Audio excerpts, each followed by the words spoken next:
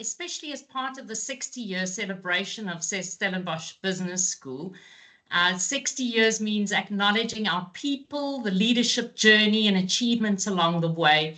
And even more, it means we have a 60-year foundation of societal progress, advancement in education and digital transformation that's launching us forward. And our mission remains clear: nurturing responsible leaders who create value for a better world. I want to say that again: nurturing and shaping responsible leaders who create a value for a better world. So 60 years in human life is regarded as maturity and wisdom. And the business school has done magnificent work, and we continue to educate about responsibility. Standard Bank is 161 years old, so just a little bit more than 100 years older than the business school. And we know from radiometric dating that Earth is 4.5 billion years old. So when we think about the age of Earth and the waves of cultural dominance of this Earth, and how long it has been since Africa has been the main kid on the block, Africa is surely poised to be a prized global partner when one considers constellations of both political and economic power, especially such as players as BRICS. And now BRICS has been expanded as well to include Egypt, Ethiopia, Iran, and the United Arab Emirates. And then, in addition to that, China's continued focus on doing business with African states. Some might even regard China's involvement as exploitative. In addition, Western countries have long established trade routes with South Africa and Egypt. And some would also regard ties to the West as exploitative. So, Sim, it seems that we're entering a potential golden era for African business, and yet at the same time, businesses and leaders may be underprepared and exploited. And I've used this word exploited a few times. China is the one side that people often raise issues about. The West is the other side that has for decades been indicated as exploitative towards Africa. So in your opinion, are African political and business leaders moving towards a rejection of the West? And should South African business leaders start choosing between the West and the rest? Sim, help us out here. Sure, Anita, there's a lot there, right? And where does one start? The first place to start is congratulations on 60 years of excellence. It actually is interesting that we're having this conversation today, because Standard Bank was formed on October 15, 1862. In fact, the founding statutes, the Memorandum of Association, was signed on the 13th of October, and the company was registered on the 15th of October. And in fact, so speaking about colonialism and exploitation, the company was formed, its name at the time that it was formed was the Standard Bank of British South Africa Limited. I like telling that story because it's a story of change and continuity, colonialism and modernity, colonialism and the Africa century. And so Standard Bank today is known as the Standard Bank Group, and in South Africa, the subsidiary is called the Standard Bank of South Africa. An incredible story, I think. And so we're delighted to be celebrating under the same brand, the same name, the same colors, the blue, the deep blue, and the flag. So that's the first big point I'd like to make. We share something special in that sense with Stellenbosch. We share a deep sense of our history, a reverence of our history. You know, you remember the inscription at the Oracle of Delphi says, "Know thyself." So even as companies and as individuals, we need to know ourselves in order to be ourselves, and face our histories in detail and fully. So that is the second point. The third point, Anita, is the great historical point you make. The world actually is coming full circle, I would submit to you. There's a debate about deglobalization. But in fact, in this multilateral world, I would argue that it is the African century. Now, when you issued the invitation to today's discussion, you made reference to Africa being the cradle of humankind. And one of the commentators responded, I think, sarcastically, that it's actually Turkey, which I think is also incorrect, because we know that anatomically human species have been in existence for over 200,000 years. And in fact, there's evidence that they first made their move from the African continent into what is today Israel. And I make mention of that deliberately, Israel, in a place called Chavez and School, where there's archaeological evidence of these anatomically human beings moving from the African continent. And they used that as a springboard to go into what is today Europe, Asia, and Australasia. And we also have evidence of trade between the African continent and the rest of the world for over 12,000 years. We've also got the first written piece, I suppose, in great literature by Herodotus, writing 2,500 years ago, where he describes trade between the African continent and what was then Europe. So my point is that we're speaking today about Africans getting healthier, wealthier, more productive. We're speaking about a great demographic dividend. We're speaking about the Africa Continental Free Trade Area, the largest in the world, 1.5 billion people, $3 trillion in GDP, a massive opportunity for the world. We're thinking of infrastructure, the building of cities. All of that is happening at a time when the rest of the world is getting older, whereas Africans are getting younger and more productive. And we'll come back to your debate around issues around education and health and so forth. And so in that context, the question for African leaders such as yourself and your students at the university is, are we going to be giving away our assets and our endowments? Are we going to be participating in rent seeking? Or are we going to be using those endowments and negotiating bargains for ourselves in a context where, like you say, China is negotiating hard for assets because they want the cobalt and the copper that is in the copper belt. They need it for the green economy. Likewise, the United States also wants that copper and cobalt, which is why you've got the development of the port in Dar es Salaam and you've got the development of the port in Lobito, the two corridors that people speak about. And then, of course, there's Durban, which has got massive capacity relative to other ports. And that has access also to the copper belt. But in the case of South Africa, we've also got manganese and other rare earth minerals. And the question in that context is, are we negotiating the right deals for ourselves as Africa? Or are we giving these assets away? And the last point, let me just make this point before I speak for too long. The last point to make here is, Kwame Nkrumah, at the dawn of the liberation of the continent, said we look neither east nor west, we look forward. That is pertinent in a multilateral world. And I also failed to mention, you've got the Gulf states also looking for resources on the continent.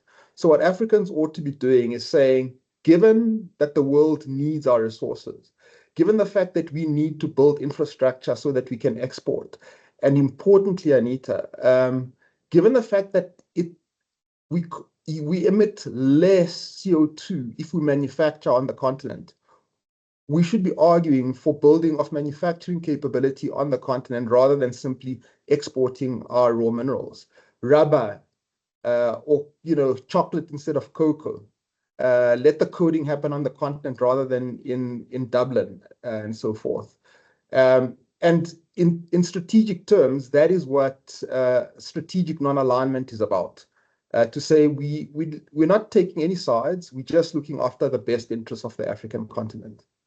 Yeah, and I want to pick up on that point, Sim, because when you and I spoke previously also, you were very clear on it, saying, you know, perhaps it's time for us really as Africans to start thinking about what is in our best interest, right? Yep. So not to necessarily choose. Yeah. Just your thinking about the best interests. Can you just expand just a little bit about what your thoughts are about African best interests and how, as leaders, we can position ourselves to actually start thinking to take that position? Because some would also say, well, whose best interest, right? But if you think about just that point of not needing to choose, but actually standing quite firmly and choosing for our best interests, just a little bit more on that, please. Yeah, so Anita, I had the privilege of being in Beijing with the South African government to attend FOCAC. So there was a South African government delegation, but there was also a business delegation that was in attendance. And I also had the privilege of being in the United States with the same type of delegation. And in Beijing, you had other African countries going there to talk to the Chinese about the best interests of the African continent. Now, the Chinese are not going to do South Africans or Africans any favors. They want the natural resources. They want them for development. But the Chinese are also quite clear that they want a multipolar world in a context where they're in competition with the United States. On the other hand, the United States is also pretty clear. They need resources for the greening of the economy. And they will do what's in the best interest of the United States, but they also respect South Africa and they respect Africans, which frankly is why there's a bipartisan move in the US to extend AGOA. I think there's a pretty good chance that it's going to be extended. And that is in a context where South Africa has gone back to its principles since 1994 of saying they're not going to take sides, but they're going to be principled about what's in the best interest of South Africa. So to unashamedly then go to China and talk about what's in the best interest of Africa and South Africa, more trade, more investment, more manufacturing capacity in Africa, and so forth. And likewise, in the case of the United States, we need, rather than simply shipping out things from our mines, we need to be building the manufacturing capability in Africa. In that context, the US and China are clearly in competition. There's a debate. Do we face the Thucydides trap, which is, if you recall, Sparta was the incumbent, the United States, and Athens was the rising force, China. And in the history of the Peloponnesian War, written by Thucydides, he raises the proposition that it was the fear of the rising power that caused that massive war.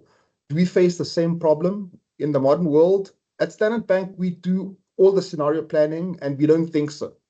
It's possible, but we don't think so. And the main reason we don't think that is likely is because whilst the powers are in competition, they recognize that they're inextricably intertwined. I mean, the two economies are really intertwined.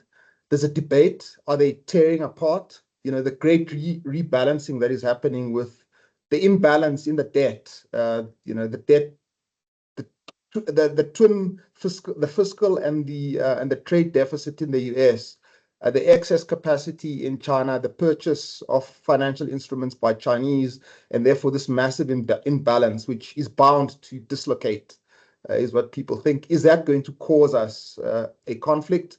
We think it's possible, but not likely. But we think that there'll be greater competition. In that competition, people want our copper, our cobalt, and our manganese. We shouldn't be giving it away. We should be saying, well, let's let the people with the highest bidding have access. We should be insisting on education systems that produce more engineers so that we can build the solar panels ourselves rather than export them. We should be building the capacity in the auto industry to build EVs rather than, export the copper, the manganese, and the platinum group metals. We should be insisting that the manufacturing happen here. We should therefore be building the soft infrastructure, the hard and the soft infrastructure, the universities, the schools, the buildings. That's the hard infrastructure, I suppose, in that context, but also the intellectual capacity to make this case, to make sure Stellenbosch builds the capacity for its great leaders to engage the world in these debates, for example. I hope that makes sense. Yeah, no, absolutely. And so what I'm hearing in terms of business education is ensuring that people that already have the vision have the skills to communicate that vision, the network with which to do that. But then also negotiation comes out quite strongly, right? The ability then to know what you have and what your propositioning is, and then to step into that forum with confidence, because I think that has been lacking for the longest time. And now it's a new dawn, it's a new opportunity for us to. Let me just add, because I think this applies so much to what you do and to what your students ought to be doing. One of my favorite magazines is Engineering News. And I read it on a Sunday with a glass of Chardonnay from Stellenbosch. And one of the articles there really hit me between the eyes because it goes to the heart of this. The article made the point, the first paragraph in the article was, did you know that Ethiopia is the first country in the world to have banned the importation of internal combustion engines? It was like, wow, Ethiopia leading the world on the banning. Is that a crazy thing to do? And then you think, oh, but actually it's really, really wise, because Ethiopia is betting that light manufacturing and indeed over time, greater and heavier manufacturing of vehicles can happen in Ethiopia. So in that context, not only does Ethiopia contribute to the diminution of CO2 emissions, it builds manufacturing capability in Ethiopia. It obviously then needs the infrastructure, the education infrastructure to be able to do that. But that's what the Ethiopians are doing. And the guy says, but when you read about Ethiopia, if I mention Ethiopia, what vision do you get? A child with malnutrition, a war that is in advanced stages, corruption, etc. But you don't think about the fact that they've positioned themselves and they've inserted themselves into this global value chain. And the second big point he makes, which is relevant to what all of us do, is, but should we not be shaping the narrative about Africa and Ethiopia?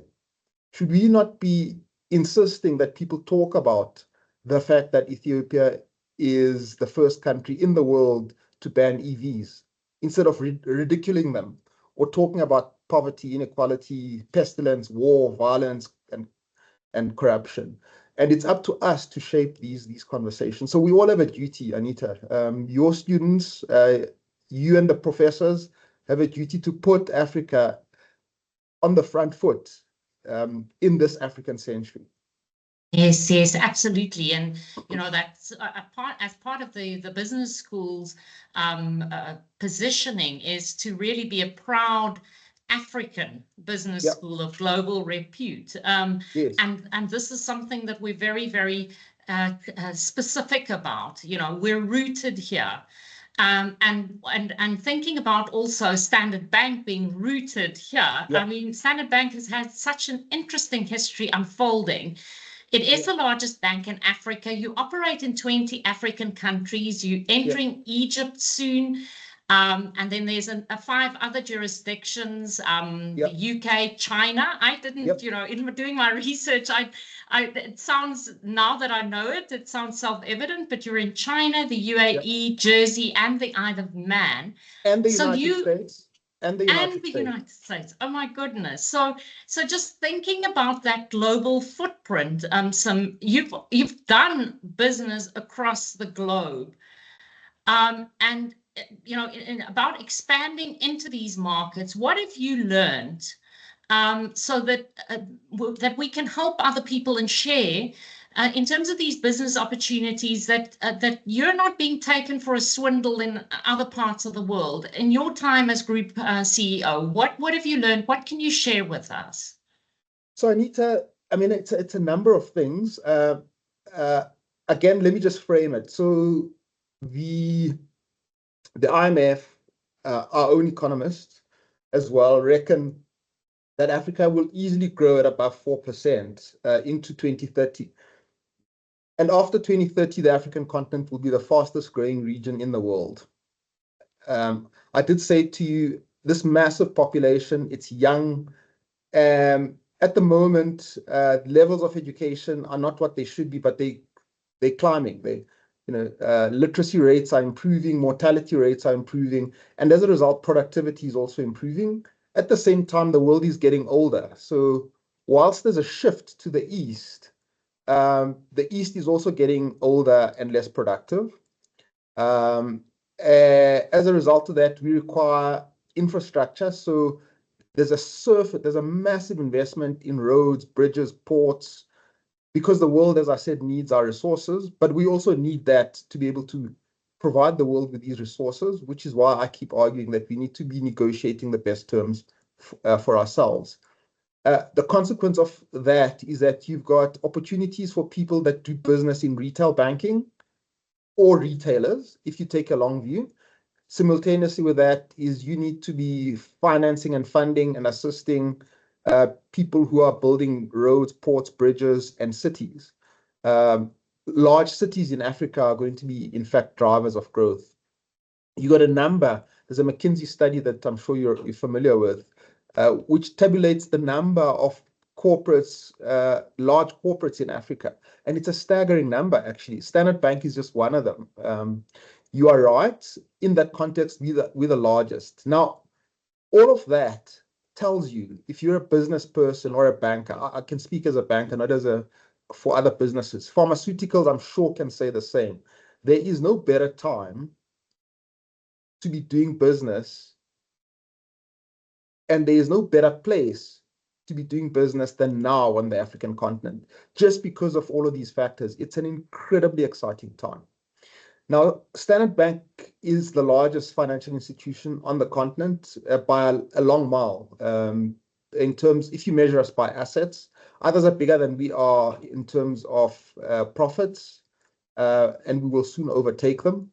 That's a competitive, it's the competitive streak that Stellenbosch has infused in me that causes me to say that. But we respect them, but we are very competitive. But that does not happen by the grace of God. Dr. Strauss, who passed away a weekend ago, may his soul rest in peace, led actually the growth and the strategy that we are benefiting from. Why do I say that? In 1988, when Standard Chartered sold Standard Bank, Dr. Strauss and the team at the time said, my goodness, we've got knowledge, skill, and talent directly relevant to the continent. We are large in South Africa, but we should be an African institution rather than simply a South African institution. And they therefore developed this business model. How did they develop it? Initially, they sent people to the United Kingdom, which is why we've got to play a foothold in the UK. And in fact, in the UK, we now have a joint venture with ICBC. They own 60%, we own 40% of a global markets business operating in the United Kingdom, facilitating the purchase and sale, the funding and the insurance and the risk management of commodities in the United Kingdom. They then bought a small trading house in Swaziland. They sent people to Botswana to buy and set up a business. They then partnered with Tota, which became Tota Cores, which became the Great Santander in Mozambique and Angola. We then bought out Santander in Mozambique and Angola, and it's now Standard Bank. We sent people to a couple of other countries where we opened rep offices and then partnered with others. We then bought ANZ Grindleys in 1994, which had representation in 8 countries on the continent. And over time, so take Nigeria, we then bought Stanbic IBTC, and we partnered with the management of Stanbic IBTC. So what are the factors then of this growth? It was one, you need to firstly have the boldness to go out and follow economic developments. Secondly, you have to have a long view. You have to take a long view. Thirdly, you have to have the people, the knowledge, the skill, the talent, and the gumption to do this. You can do it either by just sending people to open the office, think Botswana, you mentioned Egypt. We've done the same. We've applied for a rep office in Egypt. We're going to dip our toes. We're going to carry on servicing the customers that we currently service. As we learn more and as we see the movement of money between the Gulf states, Egypt and East Africa will then grow. We bought a network, ANZ Grindleys. We bought the Uganda Commercial Bank, for example, in Uganda, and merged it with our operations in Uganda. In Nigeria, we partnered with a very, very reputable group of people who are so similar to us. In fact, we were celebrating the retirement of Atido Pidaside, who was the founder of IBTC. So we merged IBTC with Stanbic because we had people we knew and trusted, and they had as blue blood as we have, the IBTC people to form Stanbic IBTC.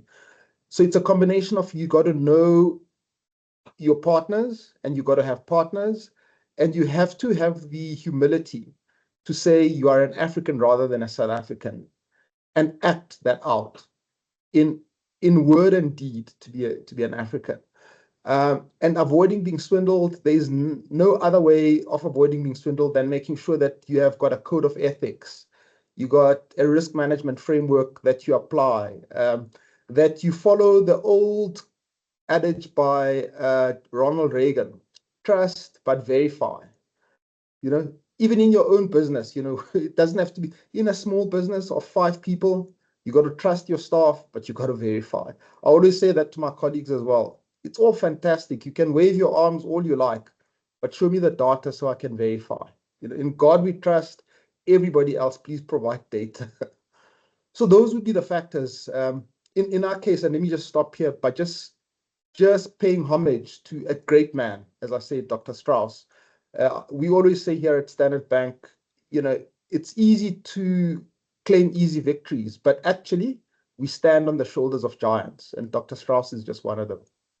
Yeah, and just thinking about that legacy, some legacy of people with a vision and the commitment to actually follow through and put the resources in place in order for it to happen. And it sounds as though also, and I like the way you framed it, the humility, right, to be African first and not claim sort of nationality. I think that part also is very interesting because from what I understand, you really enter these markets in a humble way, right? You enter them with purpose, but in a humble way to say, we're here, we're servicing our clients, but we need to learn more. We need to understand more about you, your lives, your needs, right? Putting that customer first, but also saying it's not our way or the highway. It's rather let's move in, partner. I heard you using the word partnering a lot. And it's interesting also, your start initially was with commodities, and that's really that's what our continent's best known for.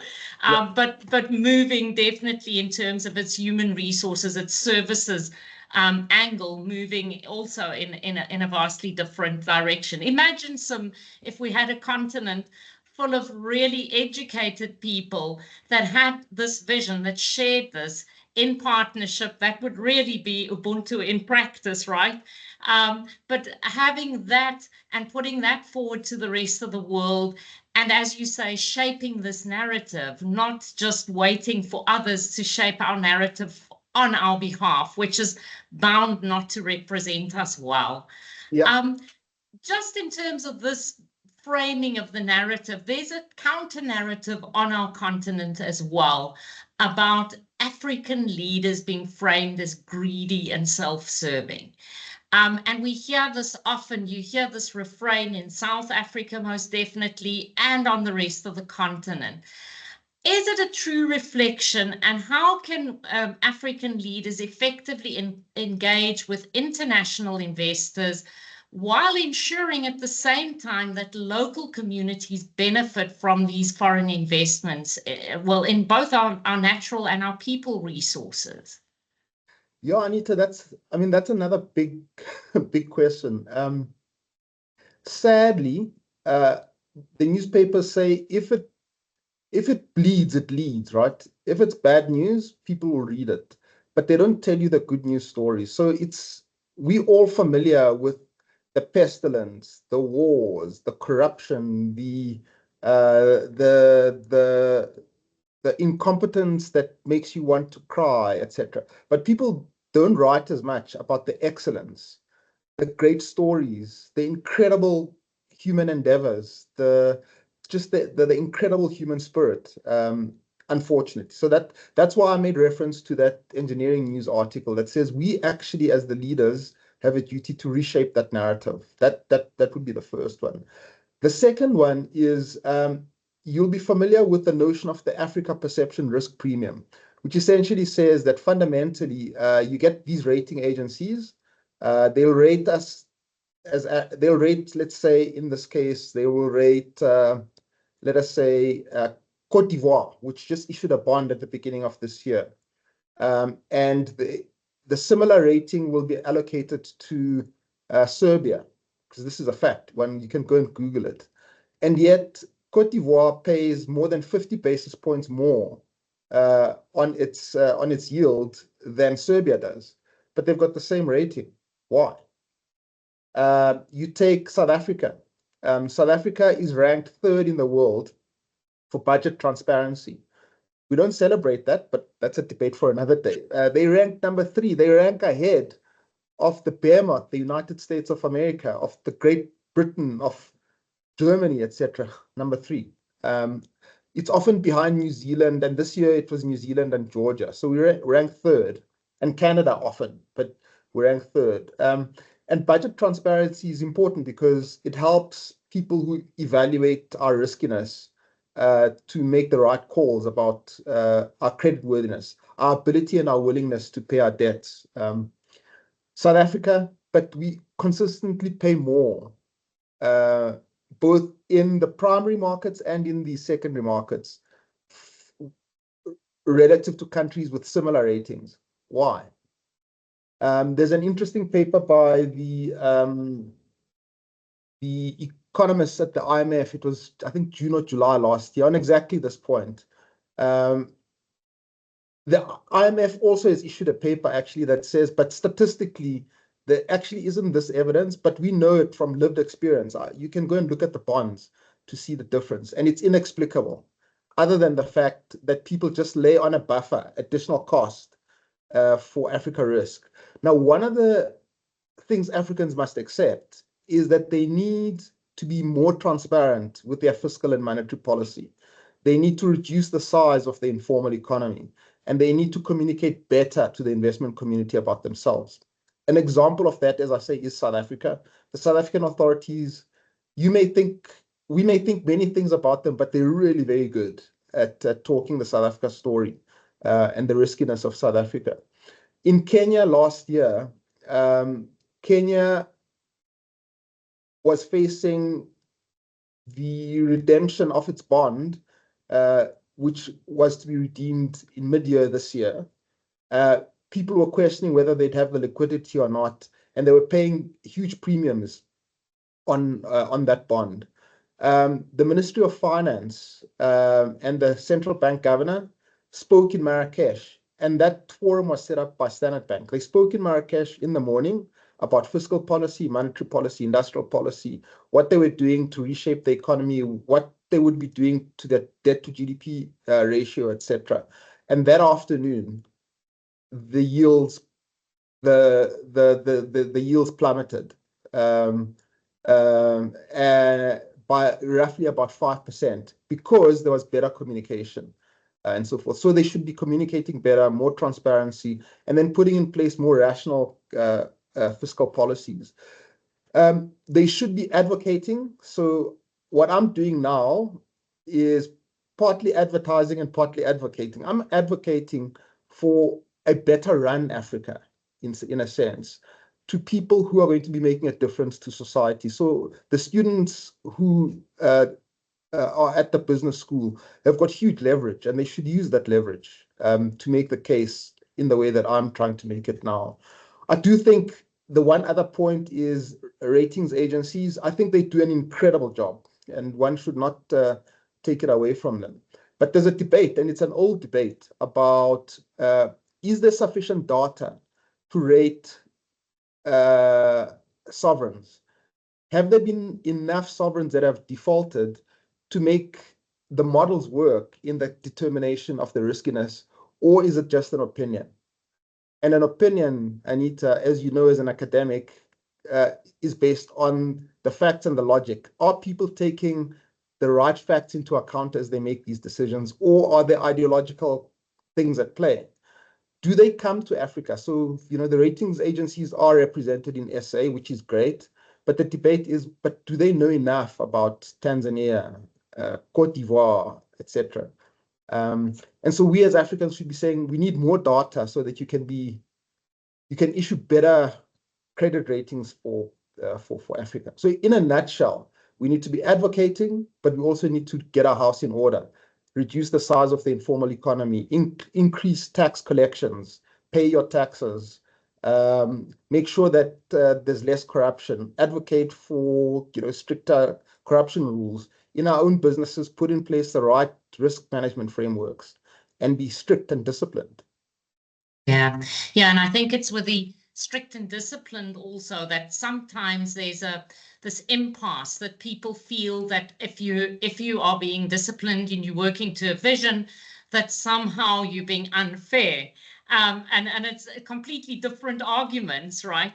In fact, I think you are unfair to the collective when you don't act on the individuals and making sure that people do what they need to do, which comes back again that you're talking about the humility, right? So having the humility to say there's some things that need to be fixed in our house, right? There's certain things that need to become much more transparent.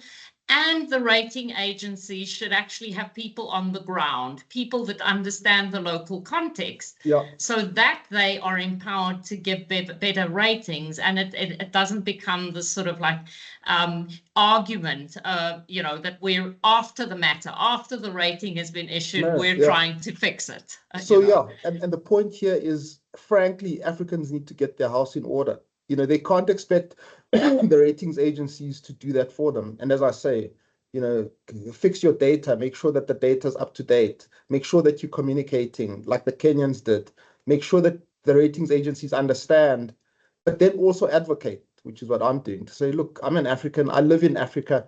Anita, I've got nowhere to go, so Africa needs to come right. So you and me, right? Been here for a long time, but nowhere to go. Not wanting to go anywhere. But then also have the humility and the courage to be firm. To call it when you see it. Yes. I like that. Those are important words. Thinking about and often with the youth, right? There's this idea of, as I said, the unfairness. There's also the agitation to want to get to the front. We have we're the continent with the youngest population, right? And so we have these masses of young people with a lot of energy and brain power. And yet we have very low education levels also on the continent. So just your thoughts about what needs to happen there. How can we actually leverage this? Because it's an incredible resource to us. Anita, the youth literacy rate in Africa was 67% in 2000. It's now 78%. It's nowhere near 100%. So you and I need to be advocating for resources to be allocated and for policies to be changed, for employment contracts, for example, of teachers to be changed in the case of South Africa, to make better outcomes out of the education system. And the same argument generally on the continent.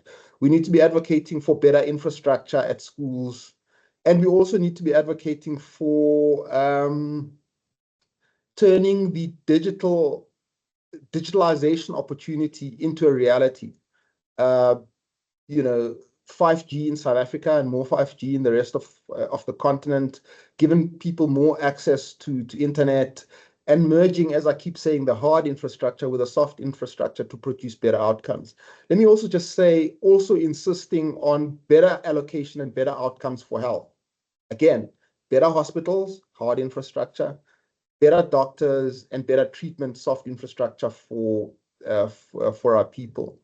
And then position the African continent firstly to leapfrog, as I said, in technology. And we've seen incredible examples of that.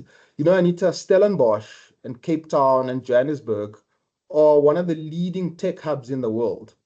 So why should we not be throwing more resources at this so that we can be more competitive in fintech? We have got incredible language skills, and we are in a great time zone as the African continent. So the BPO sector, make more of a meal as far as that goes, and channel the skills of our people in that direction. Mining, we've got incredible universities. We've got the best mining engineering schools in the world. But then what about the adjacent industries and businesses? In the case of the case I was making of EVs, why don't we not only produce the platinum group metals, copper, cobalt, why don't we use these and insist that the manufacturing happen here on the continent, but why don't we then advocate for the skilling up of our people? You know, through the making sure that the policies are right, but that the schools and the universities are producing these engineers, these mechanics that will help us take advantage of our endowments on the continent. I do think, I keep saying this, we have got, I was saying to a colleague, this is not a business cycle opportunity. It's a once in a century opportunity for the continent. And each of us in the different places where we contribute and lead need to be making the case for better policy, better resource allocation to take advantage of these opportunities. And to the youth, in my 56 years, I can now speak like an old man to say, you know, actually, the world is your oyster. The opportunities are vast, but you got to be patient. Go to university, get those degrees, bide your time. I say that often to my colleagues in banking. You will not learn much in corporate finance, Anita, as you know, in 3 years. You got to stick around, for example, just to use that as an example. Yeah, absolutely that. And I'd like to invite the attendees to please put your questions in the chat if you have any particular questions. We'll see if we can take them towards the end of the session. So I'm hearing a lot of sort of layered themes coming through. Having the vision, that's one of the most important things. Matching the vision then with a capacity to make it happen, and really keep framing the message, keep framing where you're moving to, shaping this narrative, making sure that we pull people with us. But do this with humility. Ensure that you always do it with humility. And even if you have a better idea, first trying out a number of things and then coming forward and propositioning your idea, but always with this sense of humility. And that in terms of our youth, there's also this issue of patience, right? Yeah. And so it's like going slower first to go faster later on, right? This idea that you can't just rush off, but that as educational institutions, we have a massive task also to help build that capacity and help people frame the visions that they already have and have the capacity to then impart that and share that with other people. Yeah. I want to bring in, because this is part of my lived experience, women, the issue of women on the African continent. And, sort of tongue in cheek, it's said that women are leaders that are more risk averse and less robust in their arrogance. And I know this is a generalization. I'm sure there are quite a few arrogant women out there. I'm yet to meet many of them, however. But if I look at just the continent and its more traditional gender norms, how does Standard Bank, for instance, intend to leverage women's leadership capabilities within this African market?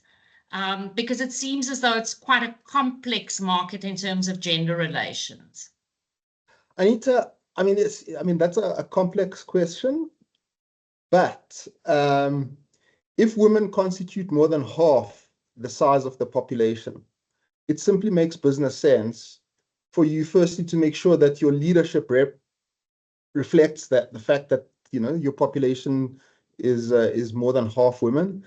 Secondly, that your customer value propositions, the products and services you provide and the solutions you provide to your customers are appropriate, and recognize the fact, therefore, that women are usually the decision makers in homes. They're usually the resource allocators, and therefore you should design products that take account of that fact. And so here at Standard Bank we've got targets for our board. Our board target is that we should be at 40%. We're currently at 28.6% at the SPG board. However, I'm proud to tell you that with lots of humility, we've got the best chairman in the Southern Hemisphere. I'm sorry. And it's a woman. It's Nku Nyembezi, an excellent chair. I mean, a global leader in her own right. The chairman of our audit committee, Trix, she also chairs our remuneration committee, woman. Chairman of our social and ethics committee, as Geraldine Fraser Moleketi, also a woman. So we've got that. Then in our senior leadership, it's 41%. Long way to go. We're not satisfied with that, but it's at 41%. The people who run the largest parts of our business, so think about our retail bank, Funeka Munjane. We employ 50,500 people. Of that, about 30,000 are in the retail bank. So Funeka is the biggest employer. If that business was listed, it would be one of the top 40 on the JSE, run by Funeka. Our Chief Operation Officer, Margaret Nienaber, she's responsible for IT, infrastructure, operations, the brand,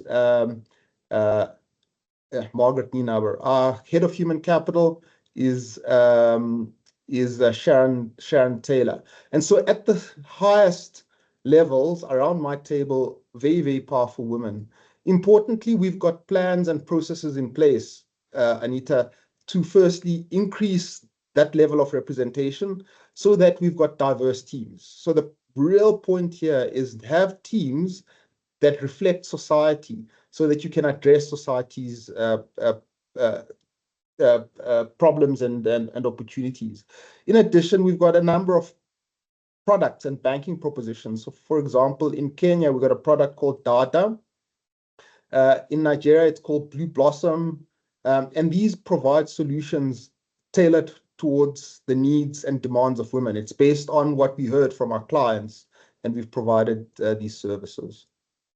Thank you for that, Sim, because I think this is part of the shift, the narrative shift, and in a sense preparing our leaders, and so therefore preparing all our leaders that are available, not only a few.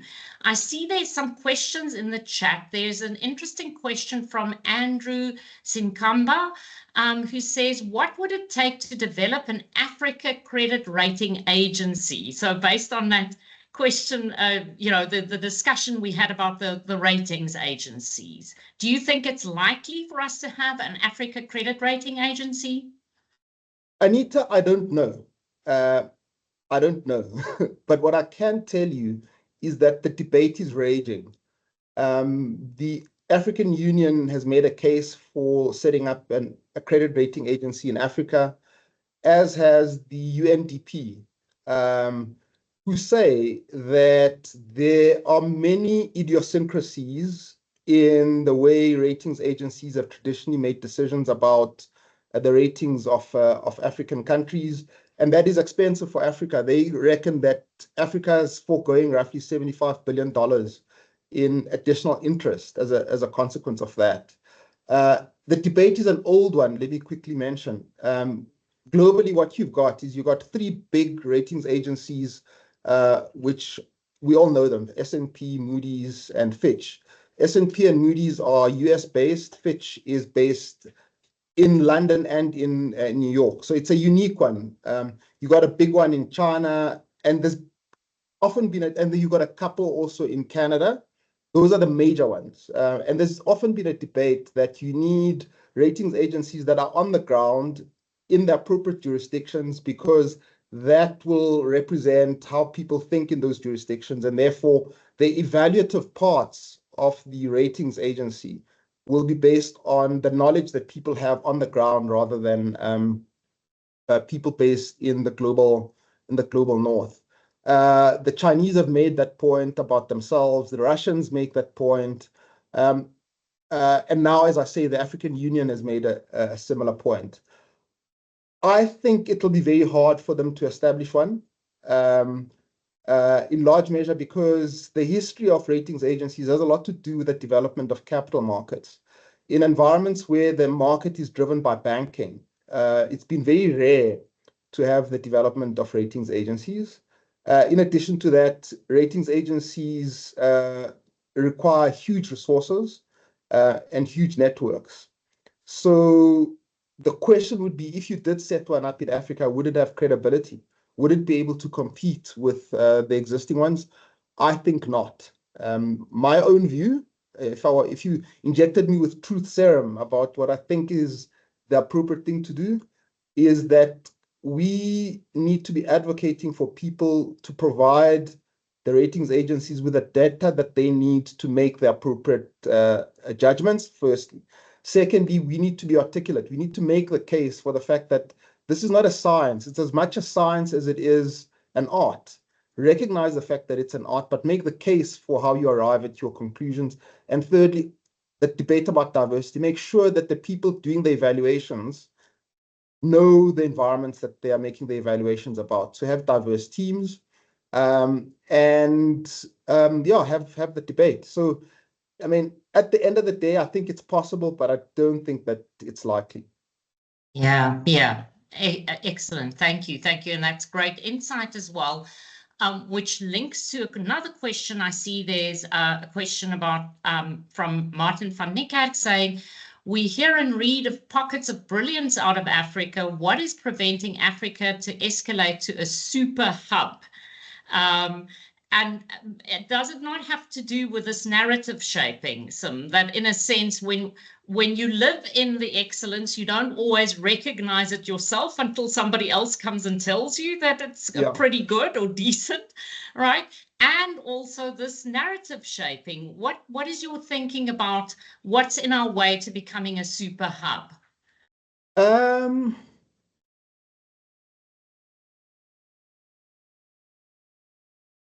We know, Anita, as I said earlier on, that Africa will be the fastest growing region in the world for a long time to come, which is why I'm making reference to the Africa Century argument.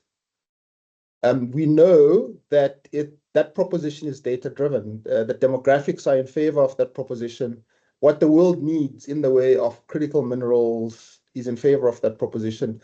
And therefore, what Africa needs, the infrastructure to extract those minerals, requires investment, etc. And what is therefore required is a set of policies and human interventions that harness that opportunity. So in the case of Stellenbosch, I would say what you need to be doing is holding discussions about the role of Stellenbosch in the African century and what your leaders need to participate in the African century, whether that be in the business school or in the politics department, sociology, in health. What do we need to do to take advantage of this period that we face? Because a lot of it has to do with our own thinking about ourselves. I keep saying, how do we at Standard Bank negotiate funding deals? Which funding deals do we support? How do we argue about coal and fossil fuels? How do we argue about the manufacturing industry, the auto industry? What should we be influencing on competition law? What should our contribution be to make South Africa, in this case, more competitive, or to make Africa more competitive in this global environment. Because at the end of the day, frankly, again, the world is fiercely competitive. If we don't harness the national competitive advantage or the continental competitive advantage, the world will walk straight past us. So it's ourselves. Yeah. Yeah, and most probably utilize the services as they move through, which is what also a question in the chat here, and I just want to see the name from Jacques Nell. He says, services. We've spoken a lot about goods, but services also forms a big part of the Africa Initiative. And so what you've just referred to, he says, will regulation, harmonization, and the lowering of services trade barriers lead to a wave of amalgamation, for instance, in the financial services sector? So this idea of competition and so forth, competition law, your thoughts on that? So Anita, if you take a continental view, if you think about the Afro-continental free trade area, and you think about it in marketing and in legal terms, it is an incredible opportunity for Africa to reduce the barriers that make it more expensive to move people, goods, ideas, and capital around. Sadly, one of the reasons why it's hard to move goods around is because our roads are so poor and our rail network is so poor, which is why I keep talking about the Lobito corridor, the Dar es Salaam corridor, the North-South corridor.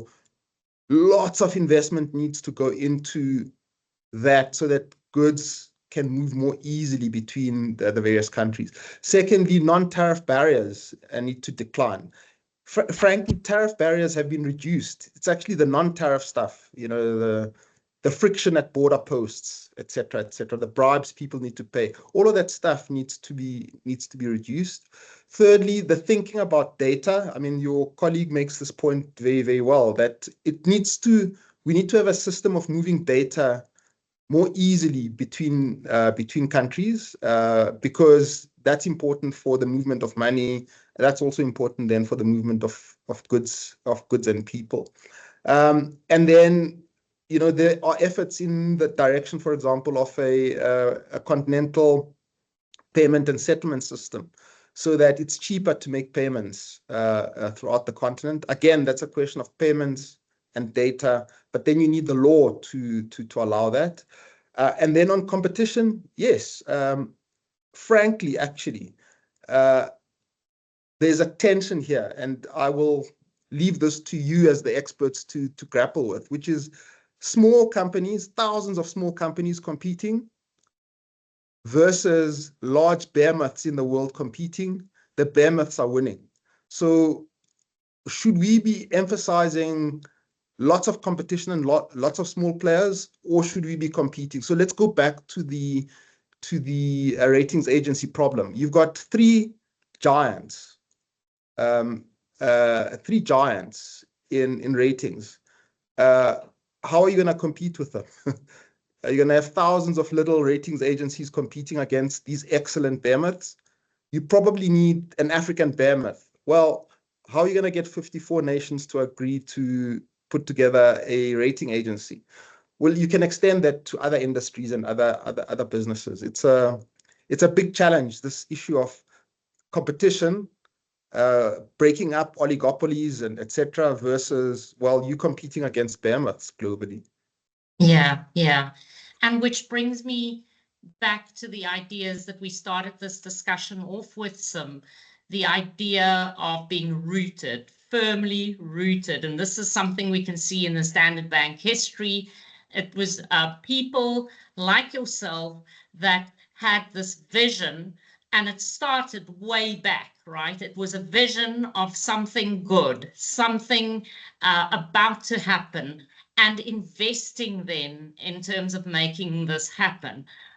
Investing in the long term. You spoke about the long term quite a few times, not only in terms of the business strategy, but also in terms of being patient and learning your trade, getting the skills so that you can move forward, learning from good people. And if you feel that you're not learning in the right place, find those good people, right? But learn, and partnering and being there with humility a lot of coming together towards the point that we started at the beginning, where you said, can we take a position of saying, we're here to get the best for ourselves? Can we stand firmly in that position without feeling that there's somebody else that has a better right, some type of right to deny us that?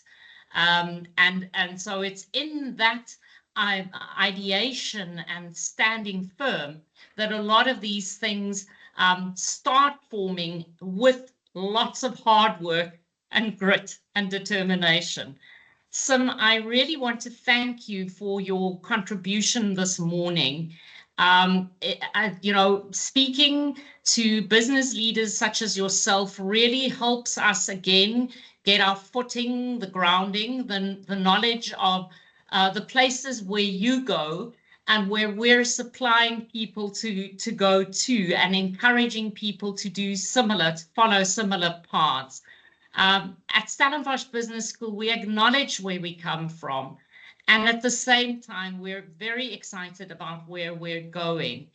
Thank you for being an African leader of excellence. Thank you for proudly showing us what it means to be African and to be associated with us. As our business school, we're deeply rooted here, but also work to global standards, ensuring that we're grounded in our context and able to compete with the best in the world. Thank you, Professor Tshabalala, for your time, and thank you for the audience for participating and listening as well. Thank you very much. Thank you very much, Anita. Thank you. Thank you.